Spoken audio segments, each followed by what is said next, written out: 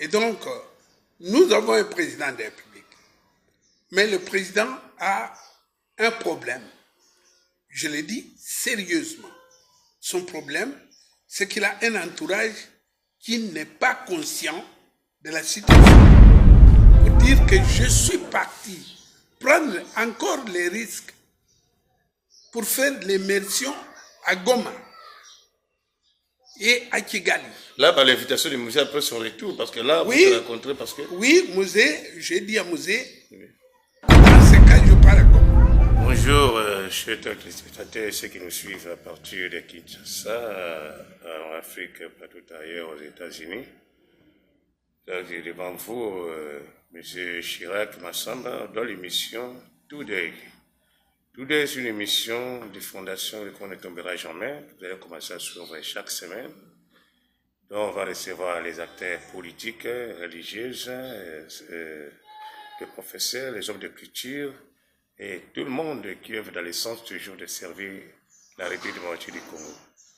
Étant donné que notre chaîne Le Compte ne tombera jamais, c'est une mission prophétique, inspirée par la juriste John Makesse, que je salue à Passa. Donc, nous sommes là toujours pour la cause de la RDC. Alors, aujourd'hui, nous allons recevoir en face de vous un acteur politique que vous allez tous découvrir, qui va vous parler de ses ambitions, qui va vous parler de sa vision par rapport à ce qu'il pense faire dans des jours à venir. Pour le moment, je m'abstiens de tout, je pense vous présenter par votre autorisation le professeur Kabissa. Bonjour, monsieur le professeur. Bonjour. Comment la santé? Je vois la parfaite santé. Je vais bien, merci. Grâce à Dieu. Grâce à Dieu toujours, sinon c'est pas facile. Ouais.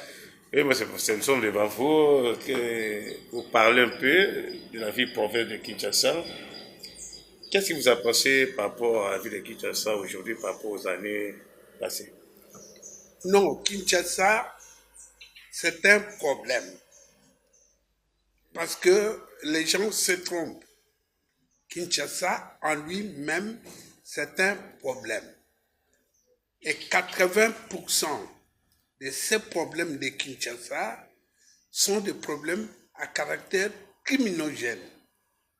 C'est-à-dire, vous avez l'insalubrité qu'on n'a jamais rencontrée dans le monde, vous avez l'insécurité qu'on n'a jamais rencontrée à Kinshasa, vous avez un désordre comportemental qu'on n'a jamais rencontré à Kinshasa, vous avez l'absence totale de l'État, alors que Kinshasa, c'est la capitale de la République. Oui. Il n'est pas géré. Kinshasa a connu une mauvaise histoire, c'est-à-dire il n'existe plus aucun lien entre les habitants et les dirigeants de Kinshasa. Ce cordon a été coupé. Et donc, chacun évolue de sa façon. C'est pour ça que vous voyez les gens qui payent des millions pour devenir gouverneur de Kinshasa. Pour faire quoi? Ils ne vous disent rien. Et la population ignore exactement quels sont les problèmes que ces gens veulent venir résoudre. Et il suffit d'avoir l'argent, aller payer, je ne sais à qui, pour devenir gouverneur de Kinshasa.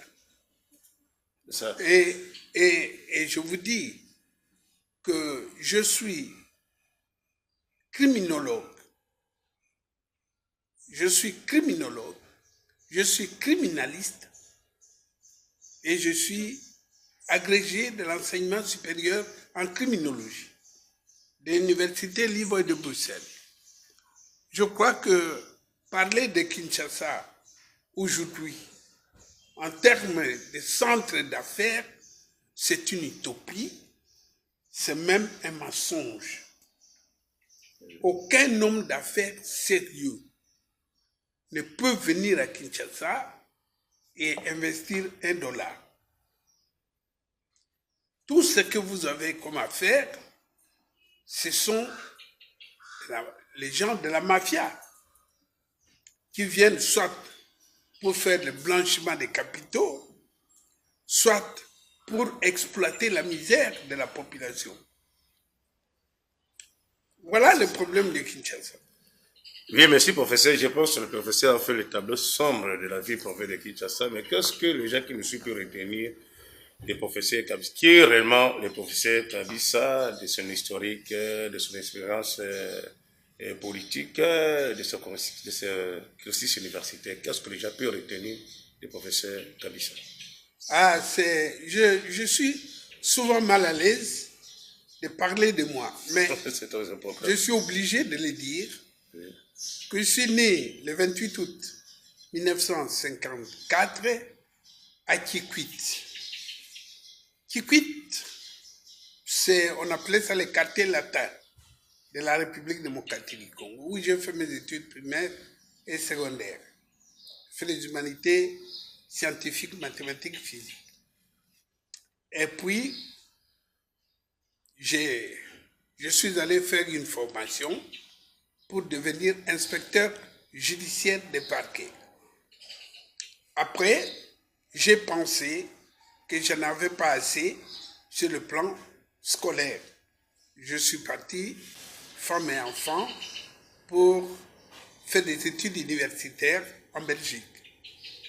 Et à l'ULB, où j'ai fait ma licence en criminologie, avec vocation sur la criminalité internationale. Et puis, je suis allé faire mon doctorat à l'Université catholique de Leuven, chez le Flamand. Et puis, j'ai fait l'agrégation de nouveau à l'ULB, Université libre et bruxelles. Mais j'étais retenu comme enseignant à l'Académie de police en Belgique pour former. J'ai participé à la formation de la police en Belgique. Et quand Mouzé est arrivé, c'était rare de voir un Africain. Vous savez, la Belgique, j'ai souvent dit que le racisme en Belgique est constitutionnel. Parce qu'entre les Flamands et les Wallons, donc, Mouzé est venu me prendre. Je suis venu ici, les gens de Mobutu avaient tous quitté le pays. Et donc, il n'y avait plus de cadres. J'ai, dans l'État, formé la police, les services d'immigration et les services de renseignement. Le matin, je formais la police. À midi, je forme les services d'immigration. Le soir, je formais le service de renseignement qu'on appelle l'ANER. J'ai formé ça pendant 4 mois, gratuitement, sans être payé. Et je suis rentré en Belgique. J'ai failli être tué ici d'ailleurs. Ah bon? Ah oui, parce que j'empêchais les gens de voler, de piller. Et puis les Rwandais qui étaient ici ont dit, tiens, cet homme est envoyé par les Mobutistes pour empêcher. Alors, ils ont failli me tuer. Je vous épargne comment je suis arrivé en Belgique. Après, Mouzé est venu en Belgique. Il était mal reçu en Belgique. Et je me suis improvisé dans son cortège. Et partout où il passait, je prenais son manteau. Et arrivé à l'hôtel, il dit, mais pourquoi vous vous battez avec les protocoles pour le manteau? Et je lui ai dit que vous étiez mal reçu et qu'on peut trafiquer votre manteau dans 3 ans, 4 ans. Vous pouvez attraper le cancer et vous mourrez. Alors ici, chez vous, je vous dis solennellement que cet homme, Laurent Désiré Kabila, c'est un héros national. Vraiment. Parce qu'il m'a dit, en me regardant dans les yeux, quoi que vous fassiez, ils vont me tuer. Donc, les héros, ce n'est pas un saint. Parce que souvent, les gens confondent. Lorsqu'on dit héros, ah tiens, Il a fait ça. Il a fait tous les mots. Donc, il a fait... Non, non. Ouais, ça. Un héros, ce n'est pas un saint. C'est quelqu'un qui est mort pour la multitude, pour la population. Mandela a tenté. Il a mis les attentats. Oui. Mais c'est un héros Ça. pour son peuple. Mouzé m'a dit, les yeux dans les yeux, quoi que vous fassiez, ils vont me tuer parce qu'à Goma, ce n'est pas la guerre. À Goma, ce sont des chantages. On me demande des choses que si je le fais, la guerre va finir. Or, je ne peux pas faire ça. Donc, ils vont me tuer. C'est ça. Ok, merci. Donc, là... Alors, je vais revenir ici Oui. pour dire que je suis parti prendre encore les risques pour faire l'immersion à Goma et à Kigali. Là, par l'invitation du musée après son retour, parce que là, Oui, vous vous rencontrez parce que... Oui, musée, j'ai dit à musée, Oui. dans ce cas, je pars à Goma. Parce que, monsieur le professeur, c'est très important, il faut que les gens qui nous suivent puissent savoir très bien.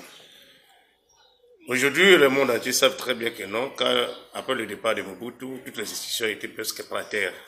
À votre invitation, au musée, vous avez à restaurer le service de l'ANER, le service d'immigration, le service de la police, qui va y former 4 mois sans recevoir même un rond du trésor public. Et après, on a failli être tué par les gens de la fidèle. Ils ont dit, monsieur, il est venu nous empêcher, peut-être il est envoyé par Mobutu. Vous êtes retourné en Belgique. Et votre deuxième rencontre avec Mosé, c'est lors de ses visites en Belgique. Il était mal accueilli, où il vous a vu tout à toucher ce manteau et il vous a posé la question, pourquoi vous gardez mon manteau? Vous l'avez répondu qu'on peut trafiquer ça, mais après, quand il en est 4 ans, il peut souffrir de cancer et tout ça. Alors, deuxième invitation, maintenant, Mosé vous a appelé maintenant pour aller à Goma. Non, il ne m'a pas appelé. C'est à cette occasion-là, C'est l'occasion de votre rencontre-là. de cette rencontre-là, qu'il m'a dit, à Goma, ce n'est pas la guerre, C'est pas la question du chantage. c'est le chantage. Alors, c'est moi qui lui ai proposé d'aller à Goma. Ce n'est pas lui qui m'a... Moi, on ne m'envoie jamais. Okay. Je fais des choses de moi-même. Je dis, mais vous venez de me dire qu'il faut qu'il y ait beaucoup de Kabila. Parce qu'on va vous tuer les uns après les autres. Finalement, ils seront fatigués. Il m'a dit ça. J'ai dit, bah alors, vous venez de dire, moi, je pars à Goma. Et je suis parti. Je fais l'immersion à Goma. Il y a une chose que je veux vous dire, que j'ai renseigné au musée à partir de là. Mais le jour qu'on m'a découvert, le chef de renseignement, là-bas, de Rwanda, il est mort. Patrick Karegeya m'a dit, mon cher ami, il y a quelque chose qui fait que je ne peux pas vous faire du mal. Mais si vous dormez ici à Kigali, aujourd'hui, ou à Goma, vous allez rencontrer votre père. Je vous épargne les détails. Je suis parti. Je me suis retrouvé de nouveau en Belgique. J'ai appelé musée pour dire que j'étais brûlé. Et donc, 7 jours après, musée mourait. Musée est mort. 7 jours après, il mourait. Ce qui fait que c'est très important que son fils, Joseph Kabila Kabange,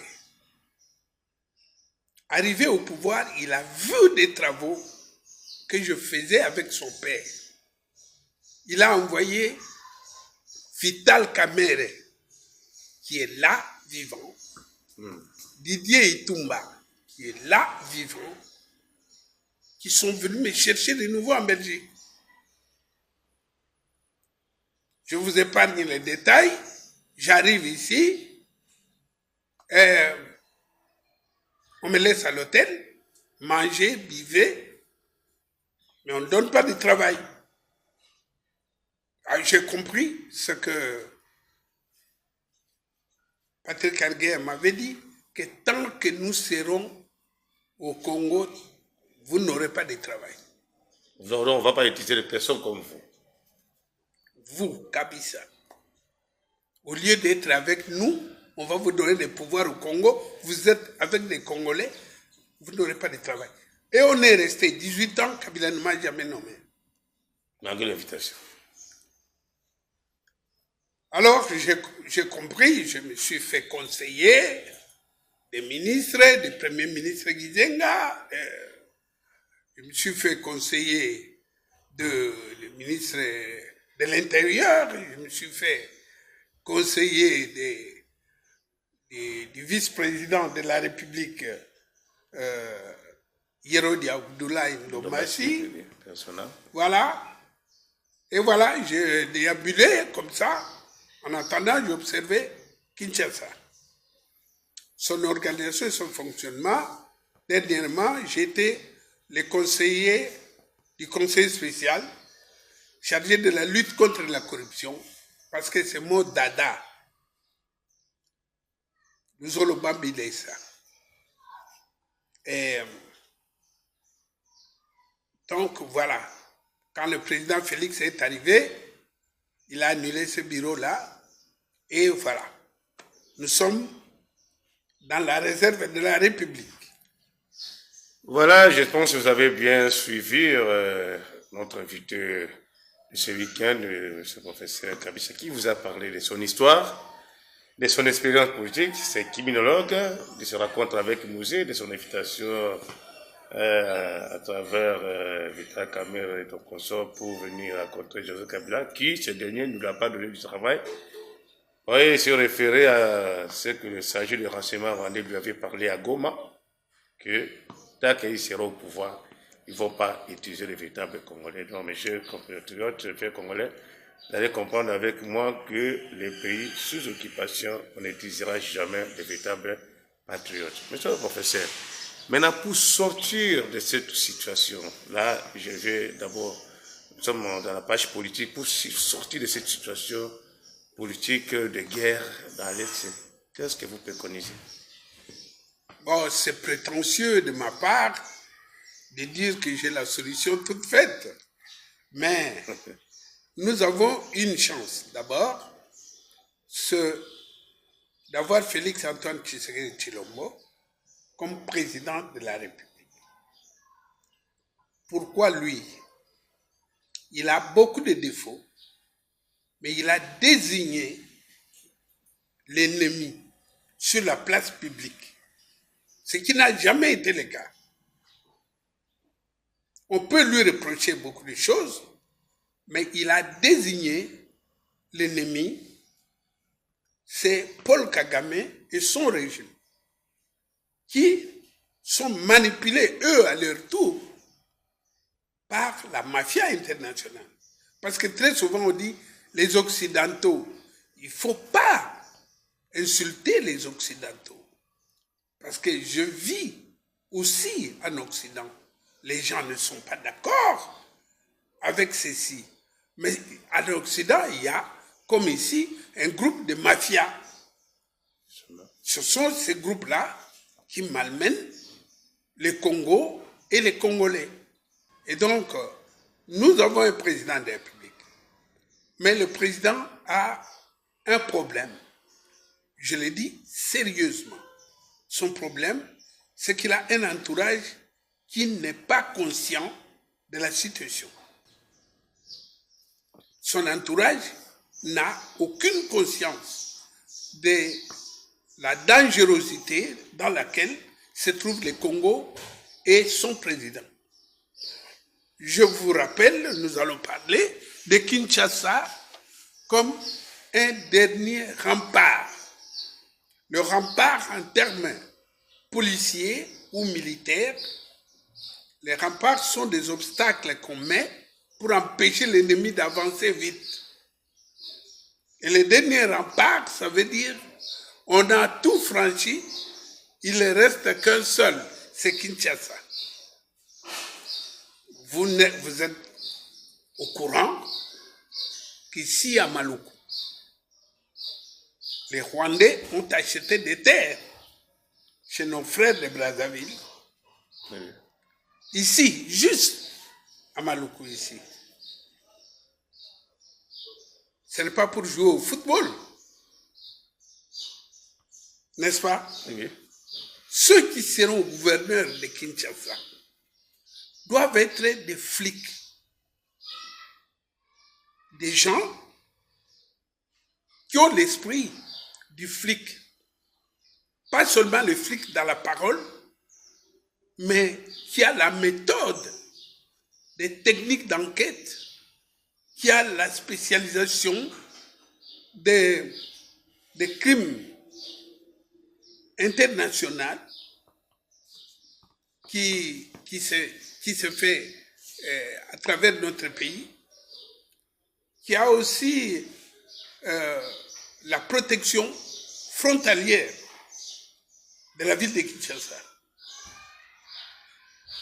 Et donc, ce n'est pas le fait de voir des commerçants que je vois, tiens, les Libanais ont leur candidat, ils ont donné l'argent à des partis politiques. Je vous l'ai dit franchement, les Pakistanais ont donné l'argent, ils ont leur candidat. Les Turcs ont leur candidat. Attendez, mais ça c'est suicidaire. Je dis bien, c'est suicidaire. Nous avons perdu un président de la République ici, nous ne devons plus perdre un autre. Parce que la manière de le faire, c'est une façon d'isoler le président. La population n'est pas avec ces candidats-là. Et donc, quand la population n'est pas avec ces candidats-là, le chef de l'État est dégarni. Parce que son armée, la vraie armée, c'est la population. C'est la population. Et si ce professeur, est-ce que ça ne va pas poser un problème par rapport au mode de scrutin? Parce que là, les élections se projettent pour le gouvernement de la ville, c'est-à-dire c'est les députés provinciaux qui votent. Comment les députés provinciaux seront maintenant en contact avec la population pour le choix du candidat gouverneur? C'est ça le grand problème. C'est une très bonne question que vous devez savoir. Si ces députés ne se sont pas auto-élus, parce que nous savons les gens qui avaient des machines, qu'on a mis les bulletins là-dedans et puis ils sont sortis députés. Il y en a qu'on a attrapés. Si on a attrapé, ça veut dire qu'il y en a qui sont passés par les mailles de filet. Oui, c'est ça. C'est les criminologues qui vous parlent. Justement. C'est ce que nous appelons, nous, en criminologie, les chiffres noirs. Donc, il y a des chiffres noirs. Si ce sont des députés réellement élus par la population, ils doivent écouter la voix de cette dernière. Voilà. Maintenant, monsieur le professeur, comme vous avez dit, si vraiment ce sont des députés qui ont été votés par la population, ils doivent écouter la voix de la population. Maintenant, le mode de la campagne électorale, comment alors est-ce que ça va permettre aux députés provinciaux de consulter la population sur les choix des candidats gouverneurs? En principe, ça aurait dû être de cette façon-là. En principe, je dis bien, chaque député devait consulter sa base. Avec les profils. Voilà, nous avons autant de gens qui vous voulez que moi je vote. Ça serait une bonne chose. Et au besoin, nous amener tous les candidats qui se disent candidats gouverneurs pour aller dire à la population. Parce que, monsieur, je vais vous dire une chose. Pour gouverner, il faut d'abord aimer les gens. Si vous n'aimez pas les gens, ne le faites pas. Parce que moi, je ne veux pas vous parler de moi. Je viens de vous parler des choses que je fais gratuitement. Prendre les risques. Je ne vous dis pas le risque que j'ai pris lorsque Mzee Etienne Tshisekedi, d'heureuse mémoire, a été élu président à la conférence nationale souveraine. et que Mobutu lui bloquait sur le plan international. Il fallait qu'il ait un ambassadeur. Or, lui, il n'avait pas le pouvoir de nommer un ambassadeur. Qu'est-ce qu'il a fait? Il a nommé un chargé d'affaires en pied. Au fait, c'est le principe d'un ambassadeur d'un gouvernement auprès d'un autre gouvernement. Il s'est posé le problème. Où le mettre? Il n'y avait pas de bureau. L'ambassadeur qu'il a nommé, il s'appelait Djoko. Il venait de l'Autriche. Il n'avait pas de papier. Son fils n'avait pas de papier. Djoko est mort, paix à son âme. Son fils est là. Oui, c'est bien, professeur. Donc, vous avez suivi, là, quand vous avez parlé quand même de chambres noires par rapport à votre thème criminologique pour les candidats qui ont passé ça, c'est arrêté. Là, c'est pas donner la raison à Martin Fayulu qui parlait d'une simulacre des élections. Je n'entre pas en politique, ni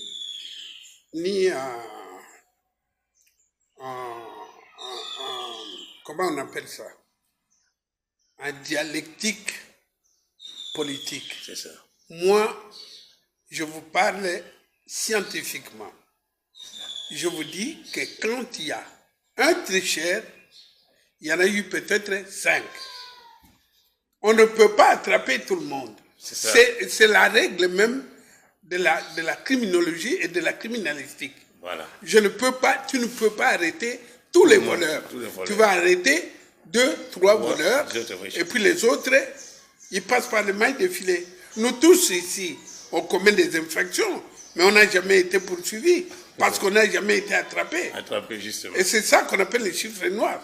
En tout cas, merci beaucoup. Je pense que les chers téléspectateurs qui nous suivent, vous avez suivi les chiffres noirs, vous avez suivi son historique, son expérience politique et tout ça. Comme pour ne pas violer la loi électorale, on ne va pas être dans la propagande, on ne va pas être en profondeur, mais au moins, on va parler de dernier sujet, monsieur le professeur. Comment vous voyez la vie pour de Kinshasa par rapport aux problèmes de transport, le problème des Wewa, le problème des immondices et tout ça? Quelle est votre lecture par rapport à ça? Là, je peux vous avouer que je fais une étude là-dessus. L'étude est là. Les grands problèmes dans notre pays, on fait des choses à pas par pas. Par projection, non. Je fais une étude. Une étude, elle est là. Si par hasard, je suis retenu comme candidat, cette étude sera rendue publique. Vous allez le lire. Dans cette étude, il faut savoir d'abord, les Wewa, ils rendent un grand service à la population. Mais le problème, c'est qu'il y a un désordre dans leur comportement.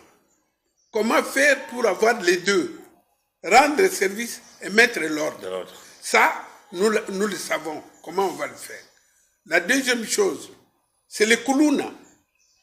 Et ça, c'est mon job en tant que criminologue et criminaliste. Comment découvrir les délinquants et comment réinsérer les délinquants. Ça ne se fait pas comme ça par magie.